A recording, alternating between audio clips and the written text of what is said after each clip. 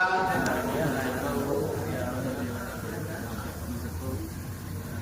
మనం ఎంతవరకు చేసుకున్న కార్యక్రమంలో కూడా ముందుగా ఈ కార్యక్రమాన్ని ప్రారంభించుకున్నాం. ముందుగా అమ్మవారి అనుగ్రహం పొందడం కోసం శాంతివంతంగా కార్యక్రమం ప్రారంభించుకోవడం జరిగింది. ఆ తర్వాత గణపతి పూజ చేసుకున్నామండి. చక్కగా మా శక్తి కానీ పశువులు ఎందుకు చేసామంటే ప్రదక్షిణ చేశారు. దాని అర్థం ఏంటంటే మనం ఏ పని చేద్దామన్నా ఒక పని మనకు తెలిసి ఉండాలి, ఆ పని చేసే శక్తి మనకు ఉండాలి. అమ్మవారి గురించి మనం తెలుసుకోవడం అంటే అయ్యేది కాదండి. ఎందుకంటే ఆమె శక్తి మనకు తెలియదు. ఆమె ఏంటంటే మహాకాళి, మహాలక్ష్మి, మహాసరస్వతి. మన ప్రజల అన్నయ్య తల్లి మహాదేవులు ఉంటారు.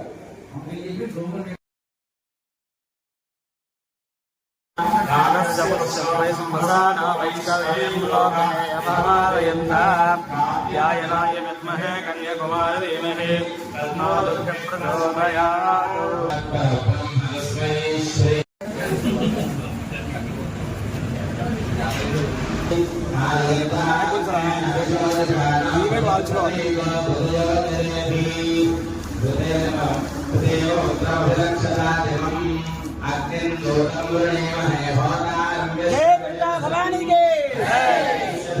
అంటూనండి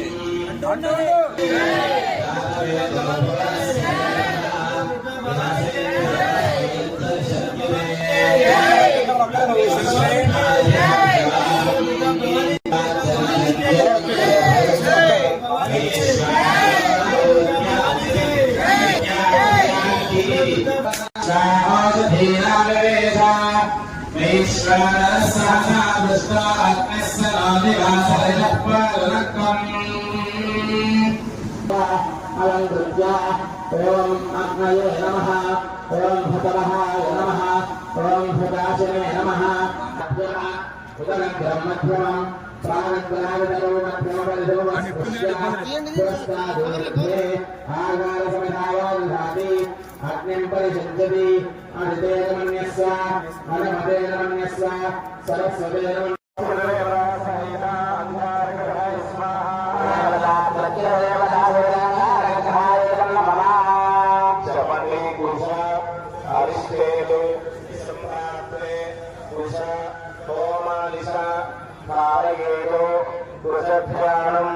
प्रवक्ष्यामि रोग पीडोप शांतये उपशांतये वामग्रहानुग्रह प्रसादे पुरस्यो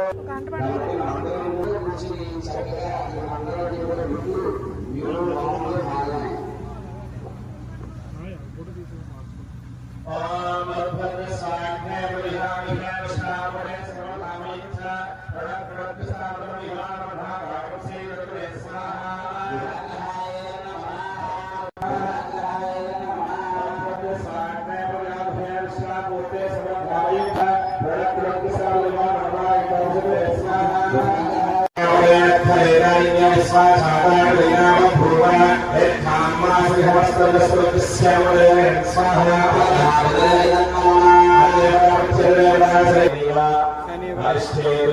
संप्राप्ते श्रेणी होमानिशा भावयेतु श्रेणीभ्यां प्रवक्ष्यामि प्राणे पीडोप शांतये उपशांतये ओम शनेश्वरः अनुग्रह प्रसादभ्यस्तु ओम खयानि सुखावृद्धि सहिताय स्वाहा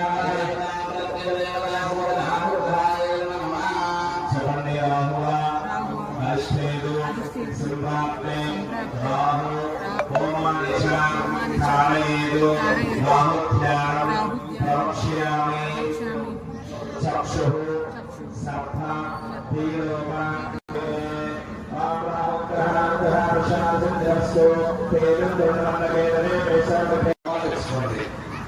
రేపు ఉదయాన్నే ఒక లీటర్ ఆవు పాలు తెచ్చుకోండి, ఒక కుటుంబానికి నిర్ణయించి అలాగే బీగ తెచ్చుకోండి, ఏ మీదైనా పర్లేదు.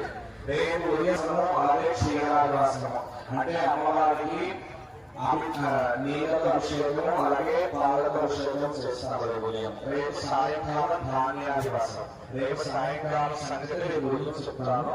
రేపు ఉదయం మాత్రం వచ్చేటప్పుడు ఒక కుటుంబం దగ్గర ఒక 2 పెద్ద కప్పులు